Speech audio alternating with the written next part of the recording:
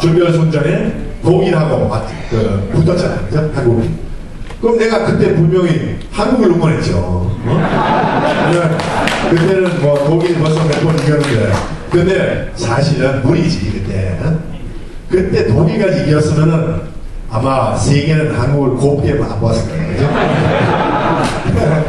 다행히도 독일하고 싸우다가 한국이 쳤어요. 다행히도. 그때 이겼으면 조금 넘어갔지, 그죠? 근데 사실 그때는 우리가 4등까지 했지만은 4등에 양이 찼어요? 아니죠. 그때는 뭐 독일하고 이왕이면 독일도 이기고 뭐 1등 하자 그랬잖아요, 그죠? 그러니까 그것은 우리 번성이 한국의 번성은 1등 하고 싶지 4등 하고 싶지 않아요. 그죠? 그렇잖아요. 올림픽 때 한국이 금메달만 따져요. 다른 나라들은 다른 메달 다 따지는데 우리 한국 선수들은 은메달 따면서 국민들 앞에서 미안합니다 하는 유일한 민족이에요. 그죠? 다른 나라들은 뭐 금, 동 다 마찬가지로 세계 1등이니까 다 똑같이 계산해가지고 메달 수의 총 숫자 가지고 이제 소열 계열 몇 등 이렇게 따지는데 우리만이 금메달만이야. 금메달만. 그러니까 1등만 중요하다고 우리가 생각하는 거죠. 그러니까 나는 근데 지난번에 올림픽 때 베이징 올림픽 때 그때 기분 좋게도 금메달 몇 개 땄잖아요 우리가. 그죠? 그러니까 그때는 제가 제일 말하자면 멋진 금메달이 여러분들 어떤 메달이라고 생각하세요? 야구도 참 멋있었어요 사실. 근데 객관적으로 봤을 땐 내가 생각할 때 가장 멋진 금메달이 뭐냐면은 그 여자 역도 선수가 괜찮아요? 그거 왜 그러면은 그때 이름이 뭐더라? 장미란 씨. 장미란 씨는 1등하고 2등 차이가 45kg 차이가. 보통 금메달하고 은메달 차이가 0.5kg 정도 차이인데 그 장미란 씨는 벌써 다른 애들 다 끝났을 때 자기가 시작했을 때 벌써 이긴 거잖아요. 그죠? 그리고 세계와의 경쟁에서 아주 그냥 뭐 45kg라는 것은 상상할 수 없는 차이예요, 사실은. 그죠? 그 금메달이 아마 세계에서 가장 이런 차이로 금메달 딴 것이 아마 역사상 없을 거예요. 그죠? 그러니까 내가 역시 한국의 잠재력. 원래는 나는 한국 여자들이 센다는 알았지만 한국 여자하고 결혼했기 때문에 알죠. 근데 그렇게 센 줄 몰랐지. 그런데 보니까 장미란 씨 보니까 나중에 인터뷰하는 거 보니까 장미란 씨 하는 얘기가 어릴 때 자기 몸에 대해서 불만이 많았대요. 몸은 좀 아무래도 여자로서 조금 너무 강하잖아요. 그죠? 그런데 이제 조금은 불만 많다가 이제 역도를 발견하니까 역도를 이렇게 하니까 누구보다도 잘할 수 있다는 것을 발견하게 되니까 자기 몸에 대한 고마움을 더 느끼고 기분 좋아졌다는 거죠. 그러니까 분명히 장미란 씨 예를 들어서 리듬 체조 했으면은 금메달 땄겠어요? 내가 볼 때 어렵죠. 아무리 의지가 강해도 그죠? 그런데 장미란 씨 볼 때 그것도 하나의 교훈을 우리가 얻어야 되겠다. 우리가 1등 할 수 있는 거 찾아내서 그 1등하는 분야에서 우리가 온 힘을 다 쏟아부으면 1등을 할 수 있게 돼 있어요.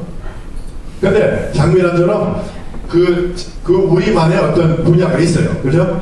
그러니까 우리는 지금 아까 미션을 만들고 이런 멧돼지 사냥감 같은 걸 그려놓은 것은 제대로 해야 된다고 생각합니다. 예를 들어서 우리는 세계에서 가장 부자 나라가 되자 하는 것이 현실성 있는 목표입니까? 내가 볼 때 어렵죠. 왜냐면은 뭐 미국처럼 우리가 자원이 많으냐, 뭐 중국처럼 인구가 많으냐, 러시아처럼 땅이 많으냐 아니잖아요. 그죠? 그러니까 우리가 세계에서 가장 부자 나라가 되는 것이 이게 현실성 없는 게요. 그렇잖아요? 경제 가장 강대국 된다는 것이 좀 현실성 없는 거예요. 뭐 여러 분야에서 우리가 현실성 없는 것이 분명합니다. 근데 우리는 분명히 할 수 있는 분야도 있어요. 아까도 말했지만 예를 들어서 지금은 우리는 교육의 교육을 위해서 쏟아붓는 에너지, 돈과 시간과 뭐 이런 투자들이 세계 1등일 거예요. 그죠? 그렇잖아요? 근데 우리 교육 제도는 세계 1등 교육 제도입니까? 아니죠. 그죠? 그러니까 우리 교육 제도 지금 보면은 우리끼리 경쟁 교육 제도예요. 그죠? 그렇잖아요. 뭐 초등학교 때부터 뭐 고등학교 졸업까지 어떻게 하면은 서로 우리끼리만 1등을 가리고 인류대학 서울대학교 들어가는 것이 그거 목적이죠. 그죠? 세계와의 경쟁, 자기 잠재력 개발, 자기 창의력, 우리 나라의 어떤 원래의 어떤 잠재력을 개발한 그런 게 아니고, 그렇잖아요. 근데 교육 제도가 이렇게 엉터리인데 왜 안 바꿀까요? 우리가? 내가 지금 31년째 한국에 있으면서 한 번도 우리 교육 제도 이대로 좋다고 하는 사람 못 만났어요. 여러분들 중에 지금 우리나라 교육제도 이대로 좋다고 생각하는 사람 한번 손 들어보세요. 없잖아요. 그죠? 31년간 없어요. 그런데 31년 동안 우리 교육제도 근본적으로 달라진 게 없어요. 그렇잖아요. 왜 그래요? 왜 우리가 이게 잘못됐다고 알면서도 이렇게 제대로 바꾸지 않은가? 그 문제입니다. 답답합니다. 그렇잖아요? 안 그래요?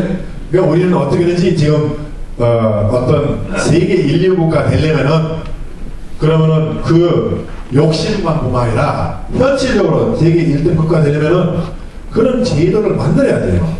만들어야 되잖아요. 그러니까 내가 볼 때 한국이 교육의 강대국, 교육의 가장 모범적인 나라 되는 것이 분명히 가능해요. 예를 들어서 그렇잖아요.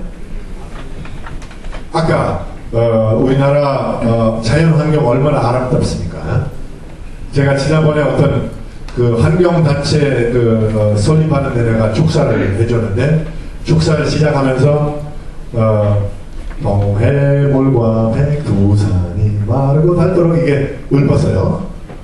그 왜 읊었냐면은 우리나라 애국가 보면은 자연 얘기밖에 안 나와요.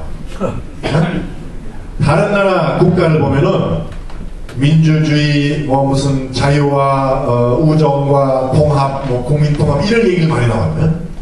우리나라 애국가 이런 얘기 하나도 없어요. 뭐라지 바다와 산과 꽃과 바람, 달빛 이런 것들이요. 남산 위에 소나무 이런 얘기 나옵니다. 그렇잖아요. 그러니까 다른 얘기 하나도 없어요. 오로지 자연 얘기. 그렇잖아요. 그러니까 그것은 왜 그럴까? 한국 사람들의 의식 속에서 자연에 대한 사랑이 엄청 많이 있어요. 우리는 자연과 더불어 조화롭게 살아야 된다는 그런 의식이 아주 강해요. 그렇죠? 그런데 우리 현실을 보면은 우리나라 자연 보호, 우리나라 환경 의식, 내가 볼 때 세계 1등은 아니고요. OECD 국가 중. 그렇잖아요? 우리가 개발한다고 한 자연을 막 해치고 우리 아름다운 문화 환경을 다 파괴하고 그렇잖아요. 그런데 잠재적으로는 우리는 세계에서 가장 말하자면 환경을 보호하고 환경을 제대로 꾸미는 나라가 될 수 있잖아요. 그죠? 그것만 있으면은 그 환경 1등 국가 될 수 있어요? 없어요? 될 수 있죠. 내가 볼 때는 마음만 있어요. 그 초락 속에 그 다음에 초락 강대국.